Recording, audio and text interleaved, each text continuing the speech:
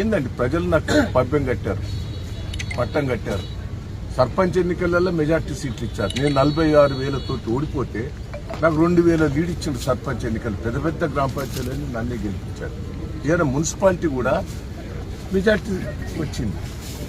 ఇంత ప్రజాస్వామ్యంగా వచ్చిన దాన్ని ఇంత దౌర్జన్యంగా చేస్తాం. నాకైతే బాధ ఉన్నది, నాకు ఏడుపు వస్తున్నది. అసలు రాజకీయాల్లో ఉండాలన్నా, రాజకీయాలు తప్పుకోవాలన్నా అనిపిస్తారు. నాకైతే ఇంత గోస, ఇంత ప్రజాస్వామ్య విరుద్ధంగా చేస్తుంటే ప్రజలు పాపం సంతోషంగా ఉన్నారు. కార్యకర్తలు కూడా రాత్రింబాలు కష్టపడరండి.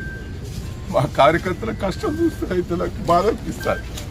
ప్రజలైతే కార్యకర్తలు 2 రోజుల బట్టి భోజనం లేకుండా 10,000 మంది కార్యకర్తలు వచ్చి రాత్రింబాలు కష్టపడ్డారు నా కోసం. నేను ఏం చెప్పాలి, ఏందైనా చెప్పాలి? ఎట్లా ఇంత విరుద్ధంగా చేస్తా అంటే రాజకీయాలలో నేను ఉండాలన్నా పోవాలన్నా నాకైతే బాధ ఉంటుంది. దయచేసి ఏంది దౌర్జన్యం?